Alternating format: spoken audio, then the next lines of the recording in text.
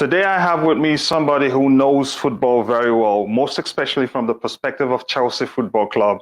I am talking about Ishan. You may have seen him on the other side of the con talking football with Mies and all the great minds that love Chelsea so much.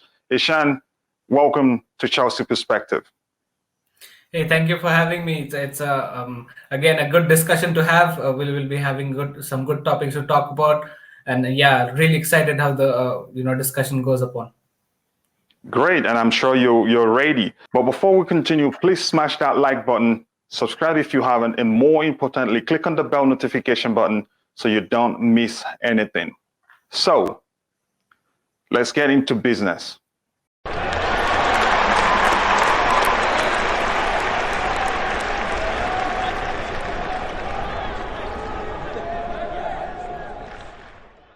So, Ishan, what player did you scout and what position does the player play?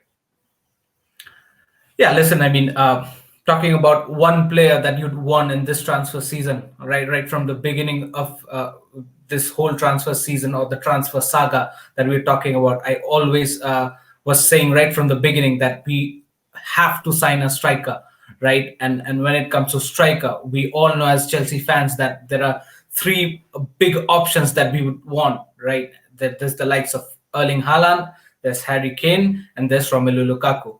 So out of these three, I chose Romelu Lukaku more, right? So there are many nitty-gritties to it, and we'll get into that as the discussions goes by. But then, yes, when it comes to transfers and one player that I would like to see in Chelsea next season, definitely a striker. And when I say a striker, yes, I wouldn't mind the other two names that I've taken, but then yes, Romelu Lukaku is the one that I'd say he gets the biggest preference out of all the three.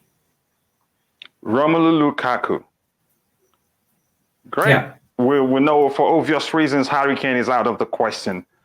And now we have Erling Haaland and Romelu Lukaku, and you scouted Romelu Lukaku. And I'm sure you're well acquainted with this story with Chelsea. Chelsea signed him from Anderlecht, loaned him to West Brom, and then loaned him to Everton, let alone sold him to Everton for around 20 million or so.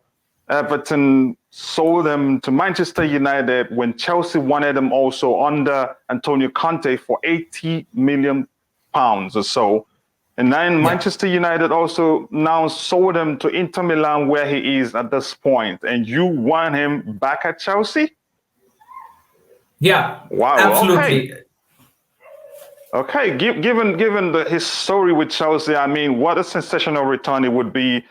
That is, if the transfer happened. But the question is, why do you prefer?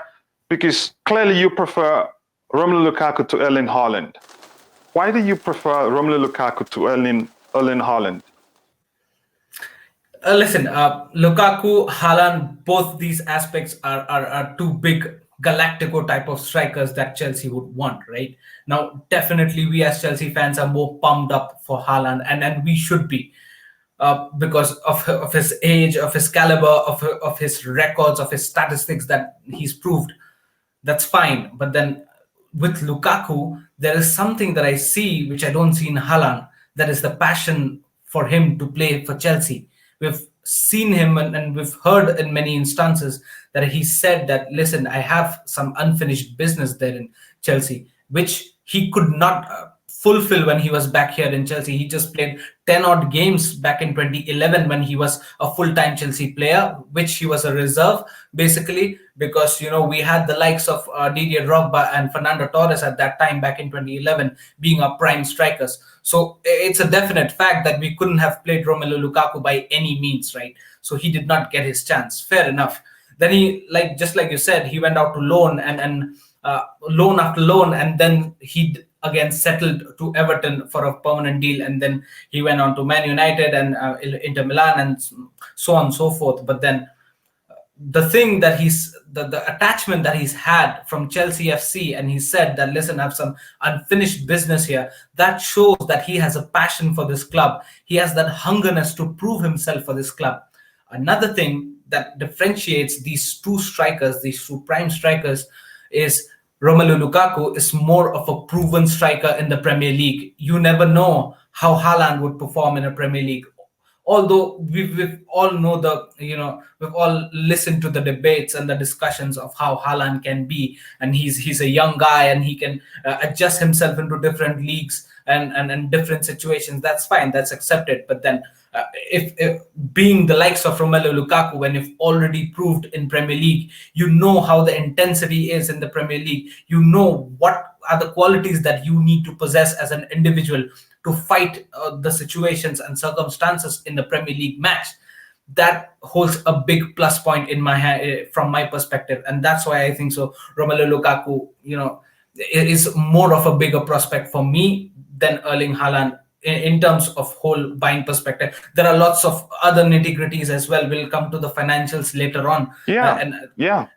But then this is one of the factors that I would like to say that Lukaku honestly, has more passion.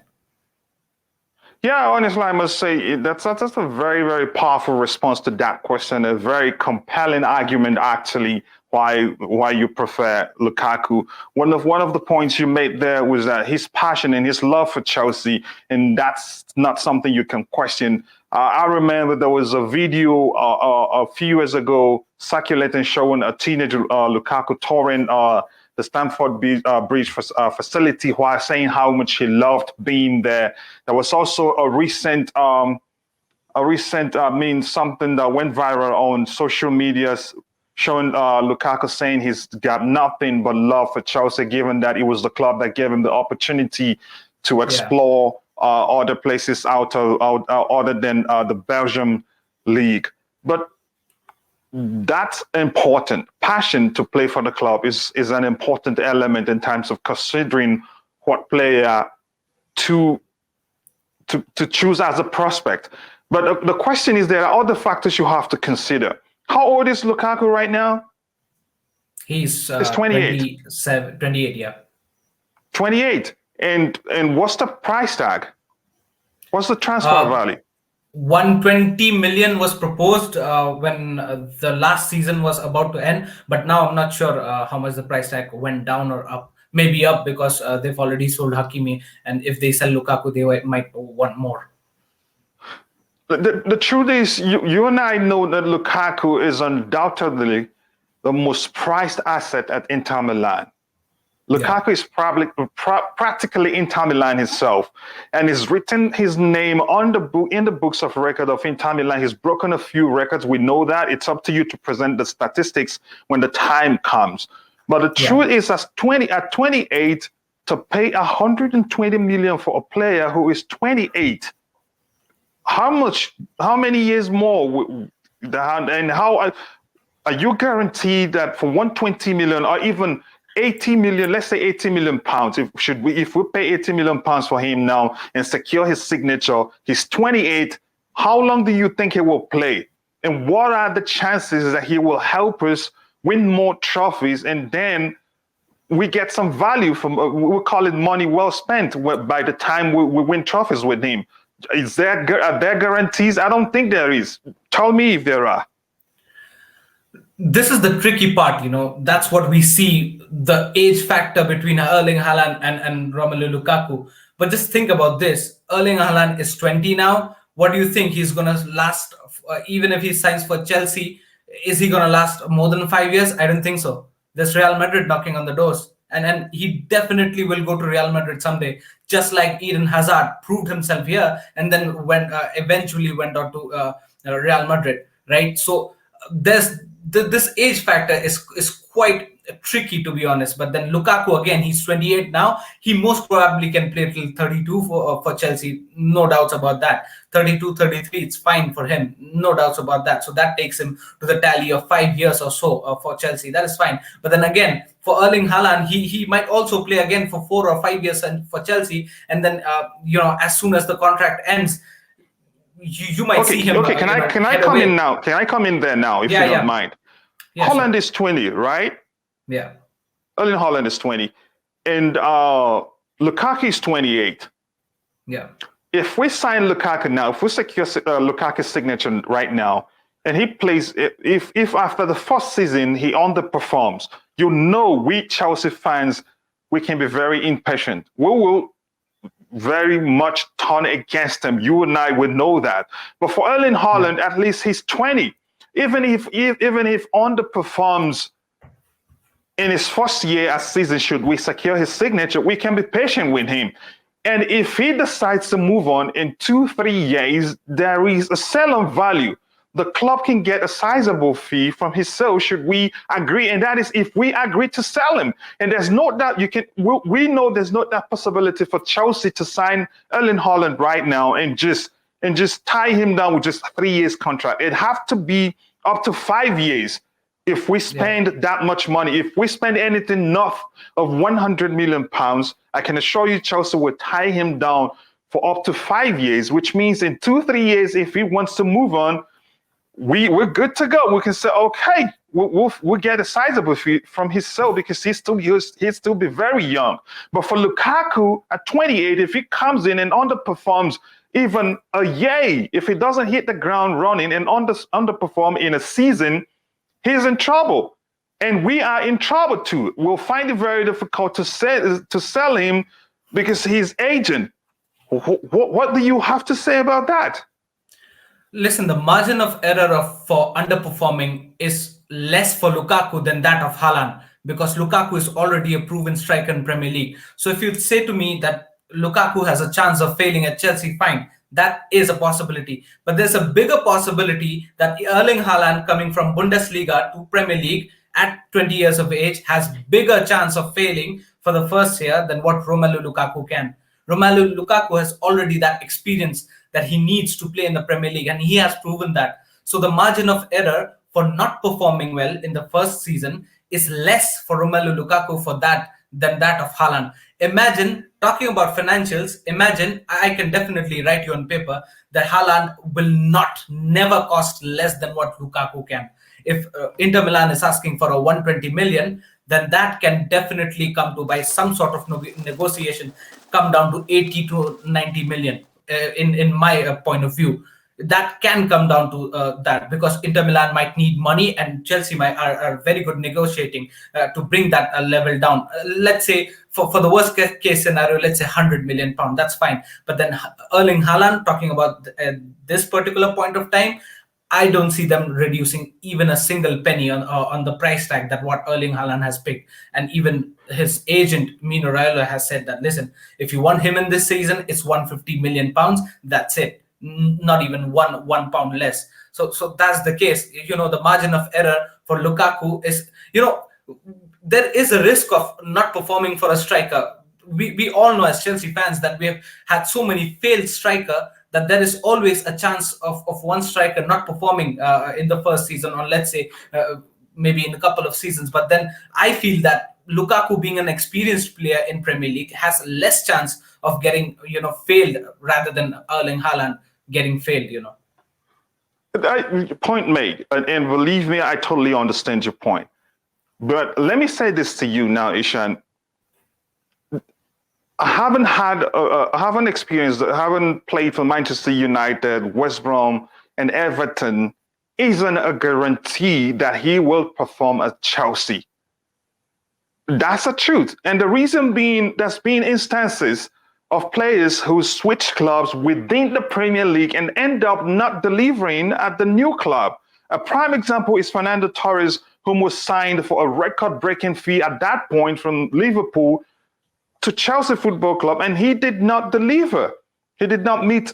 Yeah. He did not, measure up to expectations, you could argue. Yeah. So there are other examples also, but the prime example, like I said, the prime example is Fernando Torres's case. So my point here is that Lukaku's Premier League experience is not guaranteed that he will perform if Chelsea secures his signature. That's no guarantee, but that is, by the way, let me ask you this, even before we talk about the market value. Can you argue, would you say that Lukaku is better than Haaland, or vice versa? Forget the value, forget the experience, forget if they've had experience in the Premier League or not. Forget the age. Just tell me, Ishan, do you think Lukaku? Would you say Lukaku is better than Erling Haaland, or vice versa? Which is it? Uh, in terms of what statistics Erling Haaland has provided this past season, I would say Haaland is definitely has shown out to be a better player than what Lukaku is at this point of time. But then I would like to say that Lukaku would be a better signing for Chelsea and not Erling Haaland. I'm not comparing these two guys as a player's perspective. Definitely for me, just looking at one season past performance, Haaland definitely stands out for me and is a better player. In fact, one of the best strikers in world football, you can say. And you can say after Harry Kane and Lewandowski, he's one of the top guys. So you cannot argue that, definitely. And even I realize that. And I would be the happiest if Chelsea signs Haaland. Hell, we all want Chelsea to sign Haaland. No two ways about that. But my argument here is Lukaku would be more of a complete signing and a better signing for Chelsea in terms of financials, in terms of what Lukaku's passion is for the club. Lukaku knows this league. He's already played in this league, and it matters. You're gonna say to me that, listen, a guy who's just 20 years old, he's played only in Bundesliga. Borussia Dortmund, he's won no trophies. Mark that, he's won no trophies except the DFB Pokal Cup. And comparatively to what Lukaku has played over years and years, be it loan, but then still that counts. You're playing in in fact, the toughest league in the world football. You've played with West Brom, Everton a few times, and then Man United, and then you've went to Inter Milan, and then you've rolled it for 2 seasons there. So that counts, not just statistically, but also financially. Now think about this. Coming back to the financial point again. Let's forget about the 150 or 120 million or whatever the transfer price tag is for both these guys. That is one-time investment. Fine, we get it. But what about the wages? Look at what wages Haaland is taking, and look at what wages Lukaku is taking. Haaland's wages are astronomical. Haaland's add-ons are going to be astronomical. His commission, the Haaland's commission fee, whatever it is, agent fee and all his commission fee, is going to be crazy. And you won't get that with Lukaku. Lukaku has more sorted agent. Okay, Ishan, perfect response again, and you're really pushing me with your responses. But that's great. I am enjoying this conversation, or let me say debate. It's good. The truth is, you mentioned wages. We're not sure how much. You could argue that Lukaku is probably one of the biggest earners at Inter Milan, right? Yeah. So coming to Chelsea, I don't see Lukaku agreeing to a cut in wages. He probably would ask for more because we really need him. But that's by the way. So let's take out the aspect of wages. Let's take that aspect out of the argument right now. We're talking about, okay, let's talk about, and first, before I continue, I appreciate your honesty in agreeing that you could say that Erling Haaland is a better player in terms of statistics for the past season, and even though he hasn't won any trophy, and from your argument, you have some strong points. You have a very strong case for the club to sign Romelu Lukaku over Erling Haaland, given that he's got winning mentality. He's won a few trophies. He's got passion for the club. He really does love the club. And there are evidence of things he's said and his behavior towards the club. He has no animosity towards the club. He's said that himself. But that's by the way. When you're saying, you seem to sound like Erling Haaland would cost more money than Lukaku, and that Lukaku's, even if we pay 80 or 120, that's nothing. Why are you not concerned about paying 80 million up to 120 million for a 28-year-old player? Why isn't that a concern for you, Ishan?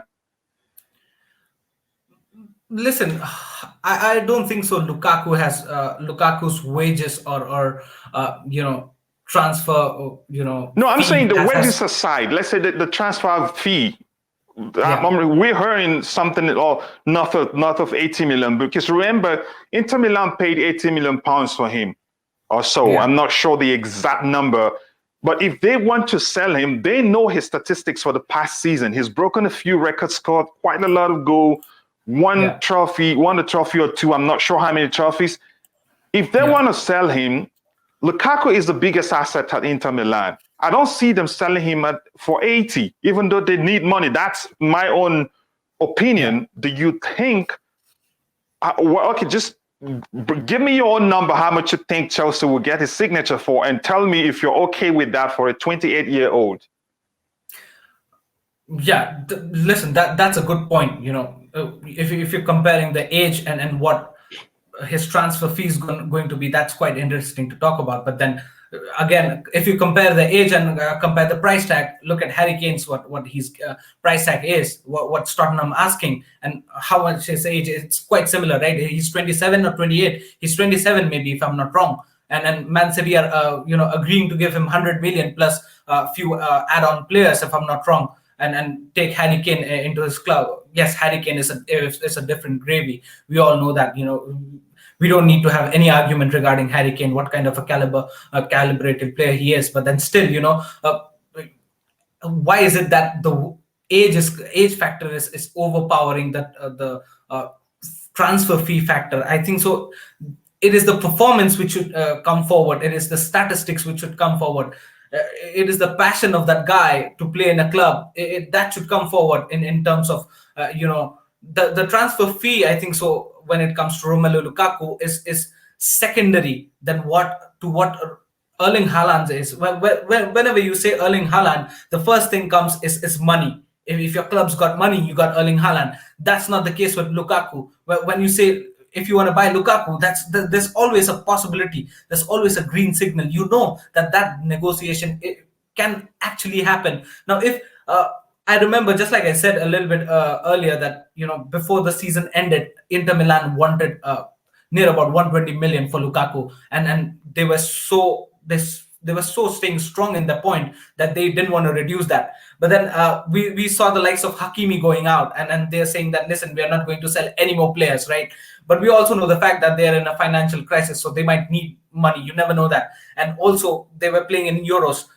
The new manager comes in for Inter Milan, that is Inzaghi, and he says that I'm not selling Lukaku. So actually, these are the strategies which makes the transfer fee value go up. It makes the opponents realize that, listen, if the manager is giving him value, that means his transfer value is actually going up, right? That becomes a little bit more difficult to negotiate. So I think so. You're right on the fact that if Hakimi wouldn't have been sold, there was a huge chance that Lukaku would have been sold. But then now, if Hakimi is, he's already out for PSG, there is a little bit. It becomes a little bit more difficult for Chelsea to buy this guy. But then I believe, that to negotiate with Inter Milan is easier than to negotiate with Borussia Dortmund and Mino Raiola. That's the only point. Mino Raiola is someone... Tell me, Ishan, if you don't mind, tell me, Ishan, you said negotiating with Inter Milan would be easier than negotiating with Borussia Dortmund. How is that? Just think about this. Borussia Dortmund did not want to sell Haaland by any means, right? And they are saying that, and this is the strong standpoint. They have not retreated from it. And they are saying this right from day one, that we are not selling Haaland by any means. Why? Because they knew the fact that Sancho is leaving. So they definitely knew that we cannot sell two big players at one go. Definitely they'll have the financial boost, but then they cannot just stumble their squad, right, at just one go. So they knew that Sancho was going out. That's why they had that. They knew that, listen, Sancho is going out. We're getting some money, some financials coming in from Manchester United. So somewhere down the line, we're kind of stable at this point of time. We've got the money now. We might not need to immediately sell Haaland at this point of time. We can afford to wait for a season and then, let the release clause kick in. So that's what they were thinking. But then again, they are very, very strong on the standpoint that 150 million, if you want to buy Haaland, 150 million is the starting bid. If you're not giving even a £1 less than that, it's gone. The deal is over. We're not listening to anything else. And not just that, even Mino Raiola, when he had a tour in European countries, right, in all the clubs, that's exactly what he was trying to convey to all the clubs, that, listen, this guy is for sale. If you want him in this season, fine, but 150 is the mark. So that's what I'm saying. Borussia Dortmund, Mino Raiola, all this this financial point of view, if you see, it's so stubborn, so difficult to get through. I'm not saying that it's, on a general perspective, it's difficult to deal with Borussia Dortmund. No, maybe it's not, because we've already signed Pulisic, right, at one point of time from Borussia Dortmund. So it might not be. But in this case scenario, it's different. They know that they've got an asset which can bring out a huge value to them. And if they lower down the price, it'll be a huge loss for them. So they're on a very good standpoint that, listen, we are not selling him less than 150. So it's the stubbornness of Borussia Dortmund and Mino Raiola and all the agents covering that thing, that it's not letting the negotiations to go easier. This complications you won't see in terms of Lukaku's deal. Lukaku deal is a little bit more sorted, but the difference here is Lukaku has a little bit more binding with his new manager now. He already had that with Antonio Conte, and that's the point when we thought that, no, listen, we cannot bring Lukaku out of Inter Milan if Antonio Conte stays in Inter Milan. Antonio Conte left Inter Milan. We thought that, listen, now Lukaku deal is on, and it was actually on, and that's exactly when Inter Milan wanted 100 or 120 from Chelsea. But then a new manager comes in. He says that, listen, I want you. You are in my plans. You're one of the best strikers in world football, and I want to keep you.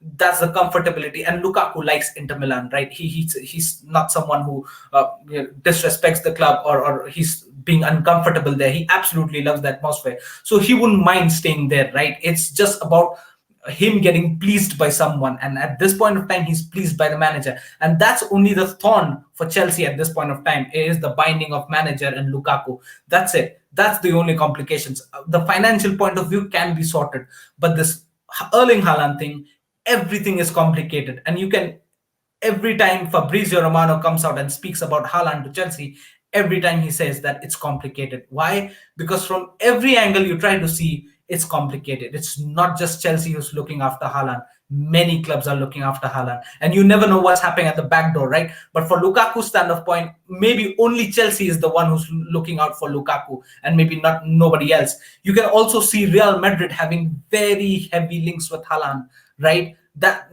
that's also an influence what one club can do to the other club, that Borussia Dortmund is willing to keep Haaland for one season and then let go of him for the next season to Real Madrid or maybe a Bayern Munich. So that's what I'm trying to say you, that there is huge lot of complication when it comes to Haaland, but that's true. That's not the case when it comes to Lukaku. True. Point that's well what made. I see. Lukaku deal is easier than what Haaland is.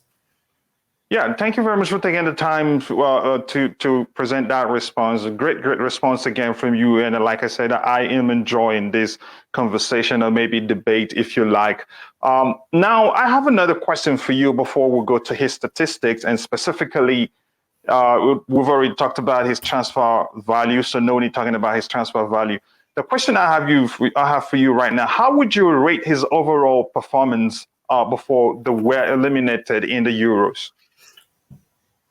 Lukaku in Euros has been very, very pivotal for Belgium. I mean, he's been the target man for Belgium, and it's very evident the way they play. They play in a back three, and that's exactly what they played in Italy, in a back three. So he's very much composed in that scenario. He knows the atmosphere, how to play in a back three, and that's one of the qualities that you would want to have in your striker, that he knows how he should be playing in a certain formation that suits not just his country but also clubs, and that helps. It's unfortunate that they lost, and it was a fair draw against Italy. I think so. The better team won. That was Italy, and you cannot have any complaints about that. But I couldn't complain anything against Romelu Lukaku. There are sometimes there are some strikers in world football who are like the best strikers in world football for the clubs, but when it comes to country, they just don't click. But Lukaku is different gravy. He proves everywhere, and be it, like I said, be it Premier League, be it Serie A, now be it Belgium, he's always there to prove. You've seen that, and he's a commander. And one more thing is that the way he commands the whole team, the way he leads the whole team up from the front. That is quite amazing to see, and you would want to have that kind of strikers who leads the team, who has the hunger to win himself, with the last striker that we had with that quality is, I remember, it's Diego Costa. Right after that, we've not had that kind of striker with a killer mentality. The one who could not just live without any goals. And Lukaku, I see that in Lukaku. Even Haaland has that kind of qualities. Make no mistakes about that. And maybe that's why he's one of the biggest hot prospects in world football. But then that's exactly what I see in Lukaku also. And Point even in made. his Point club, in his country, it's huge. He's a big guy. Point made. Point made. You could say he's performed on all stages. He's shown that he can deliver on all stages, internationally, club-wise, and whatever. But that's by the way. I have another question, which is a question you could say I'm asking on behalf of the Chelsea fan base. That's been yeah, I mean, it's been floating around for quite some time that he has such a bad touch. It is true to a certain extent. Even that's especially true when he was still with us, when he was still very young. But you could argue that he's improved. How do you? Do you have any argument against that, or do you think it is true to a certain measure, or do you think it's absolute nonsense? What do you think about that? It's true, but then I would say that I feel that his first touch is better than Werner, at least. I mean, he's yeah, there are flaws. He's a human being after all, and he'll have flaws. But then, just like you said, that he has improved, and I've seen that he's improved for the past 2 years in Inter Milan, and the way he has improved himself in an overall basis as a football player under Antonio Conte, it has been very impressive. And I've seen his first touch improve. It was, his first touch before, a couple of years before, or maybe 3-4 years before, and if you compare it with now, it has improved massively. And that's what you would want to see. There are flaws. Every human being will have a flaw. Every footballer will have a flaw. Nobody is pinch perfect. But if you're improving that, if that flaw is improving, maybe for bits and pieces for every season, that's fine, and that's what you would want to see. If it's improved, then you cannot complain about it, right? And like I said, his first touch I feel is better than Warner, so why not? A good argument there, but I don't want to call names. Unfortunately for you, you've done that, and you're in serious trouble. That's your case to handle. That's by the way. You make that was a great response, by the way. And what a way to put it. We're humans. We're bound to make mistakes. It's natural for humans. Nobody is perfect. No matter how good you are at doing something, you do make mistakes every now and then.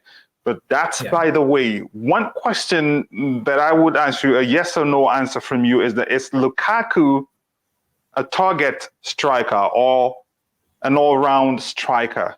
Which is it? All round. 100% all round. Yes. All round. Okay. If you say he's an all-round striker, do you think he will fit in perfectly in our style of play? Notwithstanding the formation we play. 3 at the back, 4 at the back, 2 up front, target man up front. But you can say under Tuchel we hardly play with a target man, right? Yeah. It's always you don't even know. We played with a false 9 in most cases, right? Yeah. So would you say that Lukaku will fit in perfectly? Lukaku would definitely fit, especially if we stay for a back three. He would definitely perfectly fit in. But like I said, if you'd asked me this question maybe 4 years ago or 5 years ago, I would have said no, he's a target man. But the way he's developed his game, just try to look at the way Inter Milan played last season, the way he tracks back, carries the ball, the combination gameplay that he and Lautaro Martinez played the whole season. It was a pleasure to watch. And target man is absolutely different to what Lukaku has been playing. He's been running like an animal. He's been unstoppable while running. He takes the ball, carries the ball, goes to the flank, plays the crosses. He has so many assists in his name also. And there are some one-touch passes that he plays with Lautaro Martinez and also Ashraf Hakimi. It was a pleasure to watch him the last season. Like you said, if Antonio Conte wouldn't have come to Inter Milan, that wouldn't have been a different case. But the way he developed himself under Antonio Conte has been immense, and I think so. That's where he has improved himself, not just with his one pass, but also with his one touch pass, but also with his first touch combination play and also the all round play. We all know the way Antonio Conte likes to play. He's very strict when it comes to the defensive gameplay, and he likes his attackers to track back down and then go for a quick counter transition. Everybody. Yeah, so that's how he played, and that's how maybe Chelsea would won. We all know he's not slow. Lukaku is fast, and that's quick, that's what we need. Chelsea would definitely. Absolutely. Question again, another perfect response from you, and I'd like us to keep going on and on and on, but let's see how much we can squeeze in. Can you please take some time and give us a lowdown of his statistics for the past 2020-2021 season, please? So talking about Inter Milan in 2020-21 season, out of 36 matches he played, he's scored 24 odd goals and he's got 11 assists. So that's what How many I'm matches? saying. 36 matches in Serie A, and 24 goals in Serie A, just in Serie A. And in Coppa Italia, he's played 3 matches and 2 goals, right? And in 2020-21 season. In Champions League, he's played 5 matches and 4 goals in 2021 season. And that's a total of how many goals? So 24 plus 2, 26 plus 4, 30. 30 goals a season. That's amazing. And that's up to 12 assists or so for 2020, 2021. 11 assists. 11 assists. He's not had any assists in Coppa Italia and Champions League. So he's got 11 assists in total for the season. And that's nice. That's very decent, and that's what I'm talking about. And it's not decent. It's good. It's really good. Yeah, and that proves my point that if he was a target man, he wouldn't have got so many assists. He's an all-round striker, and that's why you are having so many assists. Just the way Harry Kane has so many assists. He's an all-round. He's a complete attacker, Harry Kane, and that's what Lukaku is proving himself to be. So yeah, just looking at his statistics, you can say he's an all-round striker. And talking about his Euro performance, so we've all know recently he's played 5 matches and scored 4 goals. So that's also some good number. Yeah, I mean his statistics proves supports enforces your argument that he's an all-round striker. You could say he's developed into an all-round striker, and that is good to see because, like you argued, if he's not an all-round striker, he wouldn't have had so many assists. That shows you he plays for the team. He doesn't just play to score goals. That is good to see. Ishan, one final question for you before we round off. Do you think the club would be able to sign him to secure his signature? But the truth is, I have to tell you, I'm so concerned paying anything above north of 70 million for his signature because he's 28, but that's me. Yeah. That's my own perspective. Yeah. Now, my question is, do you think the club will be able to secure his signature given that Inzaghi has stated that he wants him to stay? And Lukaku himself did put out a statement a while ago saying he's happy at Inter Milan and he wants to stay at Inter Milan. And they could just bump up his wages a little bit to get him to stay, and that makes him him. So do you really think that Chelsea will be able to secure his signature? Yes, I think so. Chelsea will, and like I said, it would be easier to secure Lukaku rather than a Haaland, and maybe that's why Chelsea were after Lukaku more often than what they were for Haaland. But then, yes, I understand and I completely support the fact that Chelsea's number one target is Haaland, and I am very happy and excited about that. But if you want to know my perspective about it, then I would definitely say that Lukaku's signing would be more easier than what Haaland signing will. And if Lukaku and Inzaghi, the new manager, and all those chemistry wouldn't have lit up, I think so Lukaku would have been much more a bigger possibility than what Haaland is. So from a financial standpoint, also I would like to say Lukaku is would have been a better reach. I definitely understand your point that for a 28-year-old, it might not be an amount that you'd like to give, but then that applies to Harry Kane also, that he's aging up, and also even Lukaku's and Harry Kane stats are all in all almost the same, right? We know Harry Kane's much more better because he's more Premier League proven, and what he's done in a consistent basis in Premier League. But then again, Lukaku, wherever he's played, he's been very consistent. So again, statistically, financially, I think so he's more feasible than what Haaland is. But I'd be absolutely happy and fine if Chelsea gets Haaland. I would be very, very happy. But then, to be very honest, from a layman's point of view, I don't think so Chelsea are in a front seat when in signing any of these. So it's very, very complicated situation now when it comes to the transfer window, and I don't see any of these two deals getting any closer. Haaland or Lukaku, whichever might be the possibility, it might take a bit more time than what we are expected. But now the situation is very, very complicated, and I'm very worried that we're out of options when it comes to strikers. So it's a concern. Yeah, I have to say you presented a very, very, very compelling argument. And if I were to be a member of the board and you present this case before us, I'd convince others to please sign the check and let's get the player, because yeah, you're good. You did a very, very good job at convincing me that yes, Chelsea should go for Romelu Lukaku rather than Erling Haaland.